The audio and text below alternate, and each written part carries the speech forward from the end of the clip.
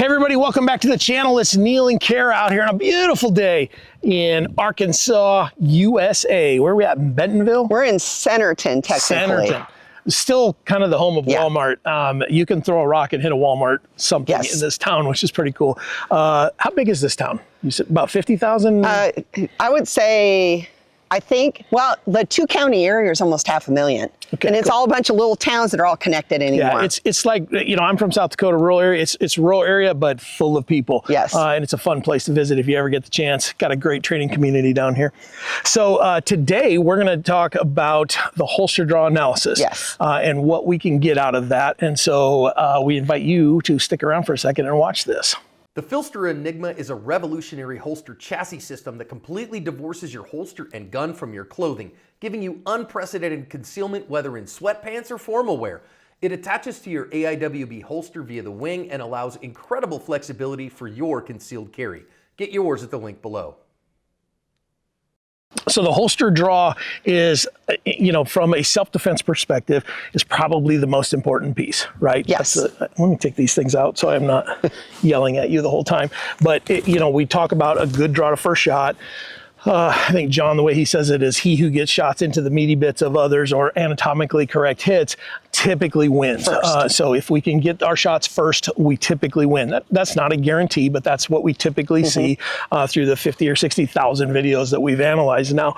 And a big part of that is getting the gun out quickly. There is the notion that the draw to first shot isn't quite as important and you don't have to have a sub-second draw, and there's a million things more important. And I've seen all of those videos and I've talked to a lot of those people, and I completely agree that there's a lot of things that are more important. But you know what? I've never heard anybody say I had too much speed. You know, I've never heard a NASCAR guy say, no, my car was too fast. You know, you hear, I would have liked to add a little more speed today.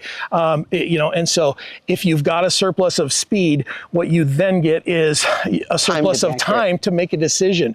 Doesn't mean we have to pull the trigger, but if I've got the gun out faster than you, now I get that extra split second to make a decision. What can I do? How can I avoid the worst day of my life, even though I'm already to here with it? So to be able to do that and do that accurately and have that speed, we have to be able to test this. Yes. Now we can stand in front of a paper target and I can do, with my timer, I can do draws to first shot, and then I can check my hits and I can confirm where I am over time. That's great. However, what we miss in that, I think, is the consistency of seeing what is our movement doing. And on that day, let's just say you're walking through the mall and things kick off, are you going to get a shooter ready standby and be able to get your cheater grip and all of that stuff that we're going to do? You know, am I going to step into a fit? Maybe, but very unlikely. Very likely I'm going to be doing something different and I'm going to be moving, and that's something that we have to think about. And so if we can figure out how to get to stand and deliver and get a good consistent draw on that day when we're moving, we're going to have a more consistent draw. Right. And so talk to us a little bit about what the holster draw analysis does. Yeah, holster draw analysis. So similar to recoil meter, instead of the unit looking at what's happening during the trigger press, it is looking what's happening from the beep to movement of the entire gun until the trigger press. Okay. So it's capturing that, and what it does is, because it knows where it's at in space, it knows, in vibrations, it knows from the beep to when you hit your grip.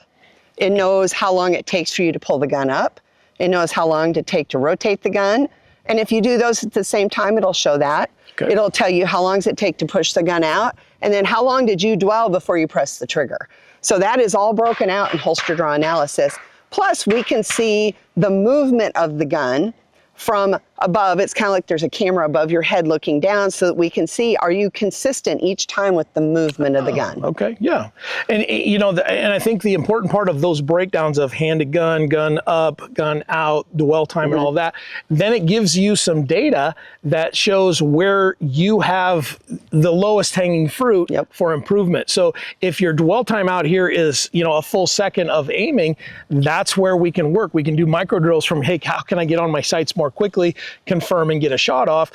But if I'm super slow to get my hand on the gun, then I need to do, you know, this kind of a drill. Which is my problem. Yeah, which we can, but you know, and if it's getting the gun out of the holster, you know, so we get those data points so we can improve in the spot where we have the most opportunity versus just drawing and shooting, drawing and shooting and drawing and shooting, because we just don't know There's no way to Intuitively, quantify. you might have an idea, but it's Yeah. very hard. There's no measurement Right. of it till now. There's measurement. Yeah. All right, so let's do some. What are we You going to bet. do? Let's just do like 5 holster draws. Okay.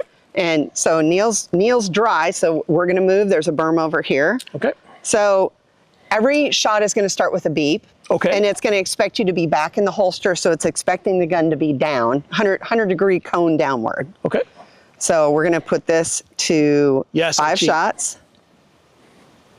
Okay, I'm going to turn off the par time because there's a par time. We know Neil would beat it anyway.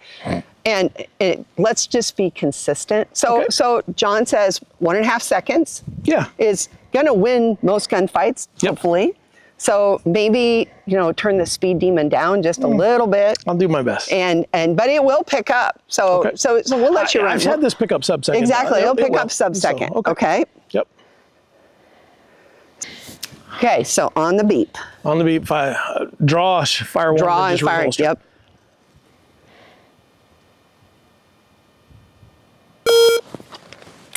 $1.4. So we know that's not Neil's speedy draw. I was going, Kara.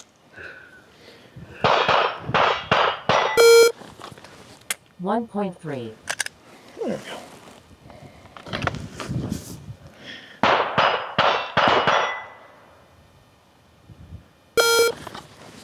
$1.3. I'm aiming at a tiny little rock at about. You have 2 left. Are you about gonna 12 you're gonna yards. make one fly? Oh, do you want it? Okay.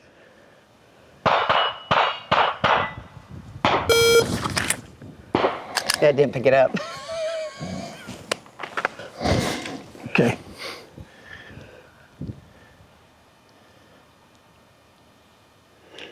Oh, it's expecting a shot. Oh, it's still expecting Yeah. a shot. This one's gonna be really long. 16.2. 16 point, but I got my hit. He got his hit. I hit slow enough to lose that wing gunfight. 1.0. There we go. He hit a 1-0. Okay, so what we see is it's different with other drills. We've got different screens. Now you do have the live view while it's running. Okay. But we only have 2 screens now that we can analyze. So this is our FaceTime screen. And so what you see is on the left is an average. So the first time to the left is an overall average of time to grip, time to pull the gun up, time to horizontal, time to target, time to press off the shot. So, Okay. so it thought you had pulled it, and so it put all that time under the pull. Yeah. Okay. Then what we need to look at is the second screen, which shows you the trend. So if you see all of the lines are overlapped, so the active shot is the one that's highlighted. There's also a heat map on this screen. So if I turn off the heat map, what you're going to see is the colors will match the phase times. Okay. Oh, okay. So again, this camera's from above, and so you see a lot of corkscrew action down here because the unit's getting has to twisted turn and pulled up. Really, it's look at, are you kind of following the same trend? So you notice Neil's go to the right.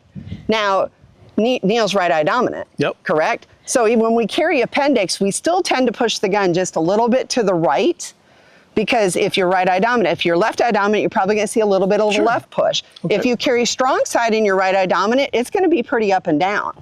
So that's kind of what I have found with this. So we look and say, is there any anomalies between my shots? So I can actually cycle. So your anomaly is shot 4, which was the messed up one. So we obviously know that one. Why was that messed up? We know, but you might know and you might not know and need to keep trying. If I turn on a heat map, so let's go back, let's go to his fast shot. So there's the phase times to your shot. The heat map shows us where was he moving quick and slow.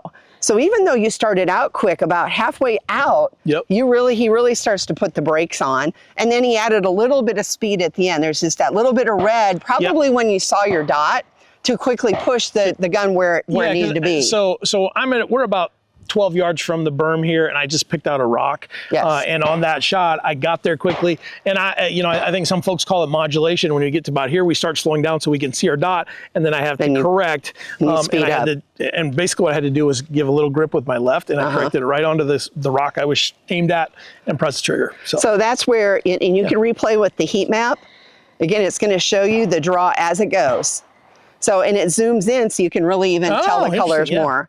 But that's very helpful. I like turning the heat map on and off. But if you're really looking at where am I spending the time? The phase screens are really good for that, but then these colors coordinate to the trace view Interesting. with the heat map off. Yep. So those are your screens within holster draw analysis. I find this is the screen I spend most of the time Yeah. in. And then if you want to check a shot, you just literally tap the screen and it'll take you to that trace It'll view. show you that, yeah. Absolutely. What's the trace view on that one? Because I went back into the holster. That's Okay. going to be interesting. So this will be interesting.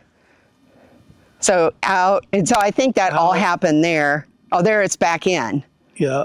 Then it come back out, or you were moving around. You were Yeah, I just, think we were, because I was we were looking at just that. talking, Yeah. And then I decided, okay, well, if and it then we needs need one- to draw it. That is pretty cool, guys. Again, the unit doesn't lie. All it's doing is just capturing data points. Yeah. Every 400 per second. Yep. Which is So- an insane amount of time. Well, so guys, the gist of it is that if you want to become a better shooter, you have to do some work. You can do 1,000 dry presses or 10,000 dry presses without one of these. You can actually be, people were becoming grandmasters long before Mantis was a thing. People have become better shooters faster with better tools, and technology lets us do things in a little easier way. And I think we have to embrace some of this and maybe fight off a little of the, well, I had to learn it this way, so you have to learn it this way. And I had to learn the basics this way, so you learn the basics that way. You know what? That's not how society gets better in anything. We have found ways to become more efficient and better shooters more quickly. So why would we not use those? We don't have to always pay the dues that 2 generations back did.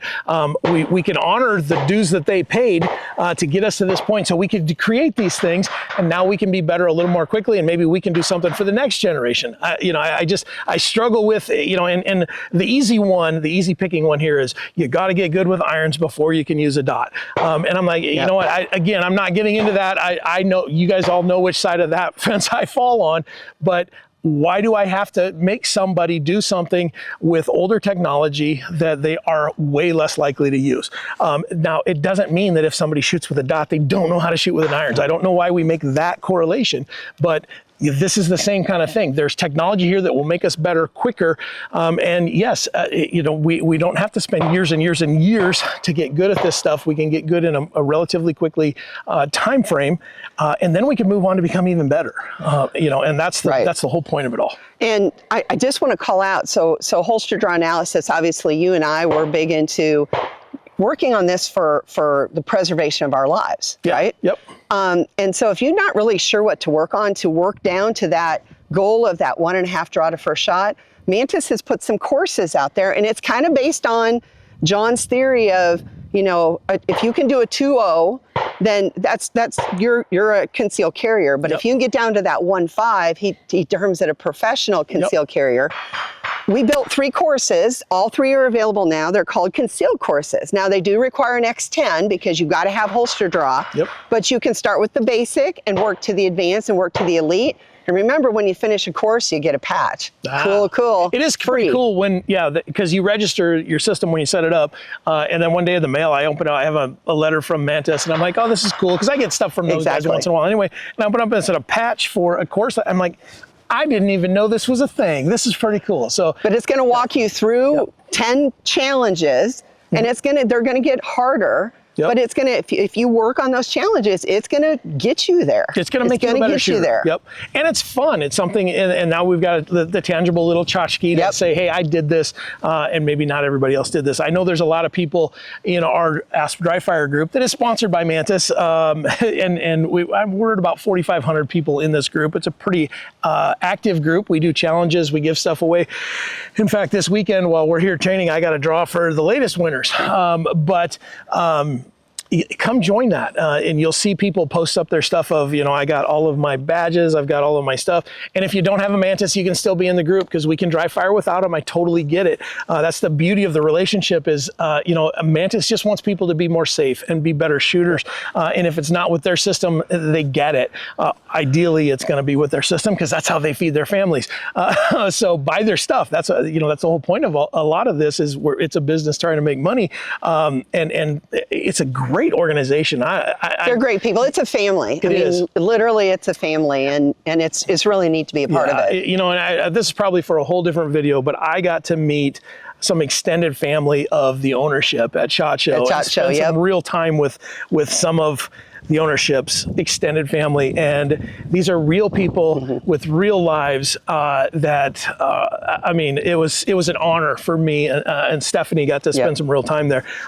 These are good people with good intentions. This isn't a bunch of greedy guys just trying to make a buck.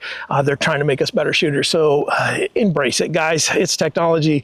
You're not getting away from it. If you think that you can live without technology, then turn off the water in your house and the power in your house and see how long you go until you really want to go sit on a flush toilet. That's technology too. So anyway, Kara, thank you so much. welcome. I We're gonna appreciate it. We're gonna have a great rest of the weekend. We got some more stuff coming from this range here for the channel, but we're kind of wrapping up on most of the X10 stuff. The last thing I want to say, with the courses, you can shoot that with a new Titan X, right? You can shoot them with a Titan X. You saw those videos. Those are Absolutely. fun. That's a cool thing. So thank you for everything. You're welcome. We'll see you guys next time.